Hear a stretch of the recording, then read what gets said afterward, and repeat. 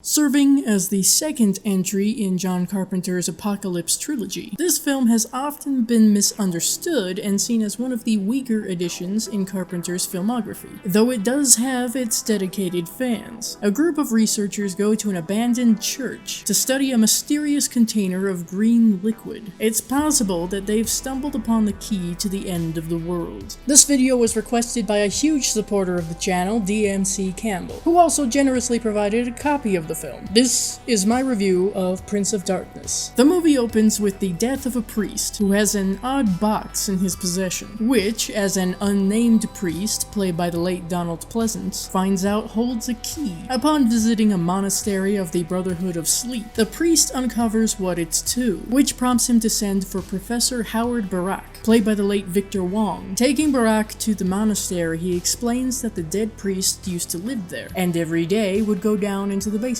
where this thing resides. Who you gonna call? Ghostbusters! It started a month ago. What started? A change in the earth and the sky. His power. Barak doesn't waste any time in pulling together a team of academics. Catherine Danforth, played by the late Lisa Blount, Brian Marsh, played by Jameson Parker, Walter, played by Dennis Dunn, Kelly, played by Susan Blanchard, and Mullins, played by Dirk Blocker. Before the team even arrives, it seems like random homeless people are falling under a form of possession. You know, normally I would say this is a great indication to get the fuck out of here. But since Alice Cooper's here, I'd say stick around. You might get a free show. This is what I look like before I get coffee, by the way. More people arrive as equipment is being set up, like Lisa, played by Ann Yen, Susan Cabot, played by Anne-Marie Howard, Lomax, played by Ken Wright, Calder, played by the late Jesse Lawrence Ferguson, Etchinson, played by Tom Bray, Frank Wyndham, played by Robert Gracemere, and Dr. Paul Leahy, played by Peter Jason. Once things are in motion, it's finally time to tell everyone what the hell they're doing here, or a general idea. It's to translate whatever's in that ancient book, and figure out whatever's in that tube. According to the book, they're dealing with some heavy biblical stuff. Here's some more good news. That container can only be opened from the inside. As research goes on into the night, Etchinson heads out, which naturally makes him the first to bite it, by Alice's hand no less. I give points for creativity as I've never seen someone get impaled on half a bicycle. Does that make it a unicycle? Lisa lets everyone know that according to her translations, what's in that container is essentially Satan, or the essence of Satan, or the son of Satan, we're really not clear, who was locked in there by his father, and Jesus is an alien. Also, the liquid is sentient. Where is Steve McQueen when you need him? At the same time, Susan gets splooged by the green liquid that's seeping up to the ceiling. When Mullins goes to check on Susan, she snaps his neck. Barak argues that what they're dealing with isn't necessarily Satan, but an anti-god, like a mirror of God. The group is split between those who wholeheartedly believe in this concept, and those who believe it's a load of shit, Frank being one of the latter. At least until Susan shows up and distracts him with bugs so a member of the homeless and possessed can stab the fuck out of him.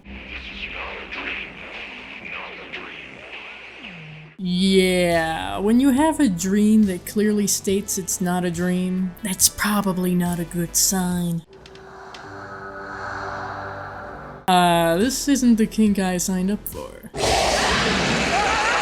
Oh, definitely not the kink I signed up for. While gathering everyone for a meeting, Calder is attacked and possessed by Susan and Lisa. The others theorize that this shared dream some of them have been having is like a message from the future. A warning, if you will. Ready for death. Jesus Christ! Funny, that's the same amount of ominous foreboding I get from missionaries that come to my door.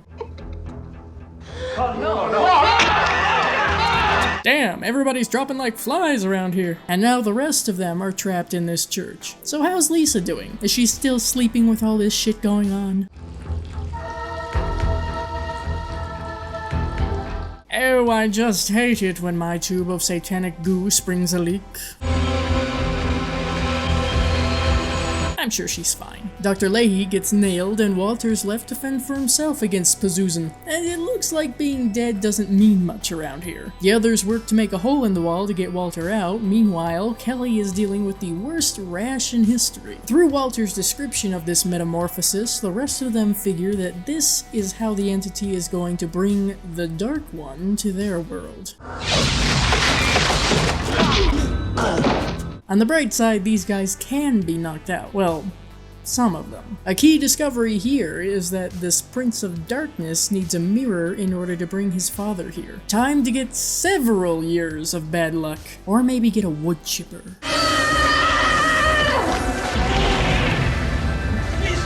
I guess that works too. So it's a bittersweet ending.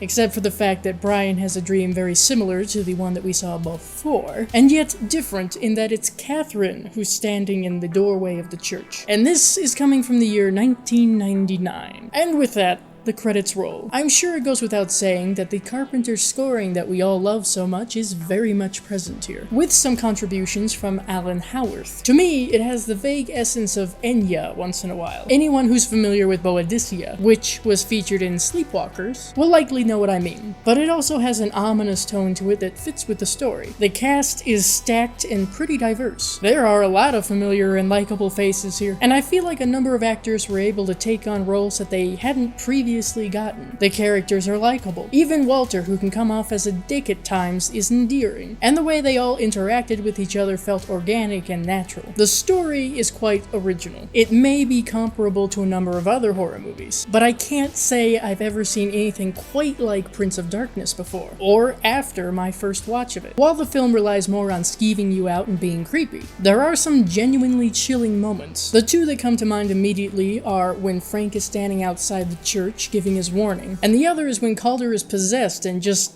laughing. Perhaps the Ferguson as well, because he seamlessly drifted between horrendously tortured and demented glee, though I do realize that some found that funny rather than creepy. It was a bit slow. That's not always a bad thing, of course, but if you're not in the mood for a slow burn, it can be a bit of a turnoff. This is a highly intelligent concept for a film. Obviously, you have all of the scientific and religious aspects that contribute to that. However, I had a rough time keeping up with that element during my first watch. The second time around, I got it, but almost all of it went completely over my head initially. So if you're not prepared to really listen and think about a horror film, when you sit down to watch this one, it may not be for you. It does lack some thrilling portions. Obviously, this isn't a slasher or anything like that. It does provide some interesting kills, but they feel rather spaced out. Granted, this picks up in the third act. I did mention the characters being likable. However, there's not much for us to relate or latch on to with them. They have their purposes, they have personalities, but there's something missing there. Dare I say that they lack some depth? Personally, I can't say that there was any one character that I liked and wanted to follow through this story, and I consider that a bit of a problem. They felt surface level. With all that being said, I'm giving Prince of Darkness 6 out of 10 bloody thumbs up. This may not be my favorite Carpenter film, but I can see why there are people who love it. If this is one of the weakest films that Carpenter has to offer. Others' words, not mine. It's still pretty good. I don't think this is the sort of movie that someone who loves Halloween would be thrilled with, but maybe a fan of The Fog would enjoy it more. While I can't say that I'll be re-watching Prince of Darkness a lot, I'll still probably throw it on once in a while. I just need to be in the right mood for it. Thus, why I understand why it's not terribly well known or praised, even among horror fans. I would recommend Prince of Darkness to Lovecraft fans, those who have yet to see some of Carpenter's lesser-known films, religious horror fanatics, and anyone who would like to see a horror movie where green goo gets sprayed into people's mouths. See you later. If you're looking for more John Carpenter, check out my reviews of Halloween 1978 and The Fog 1980. Thank you to my patrons Michael Museo, The Horror Show, Bronson Wright Wolf, Diana Mo, Sean Sheridan, and Raiders AK for supporting the channel.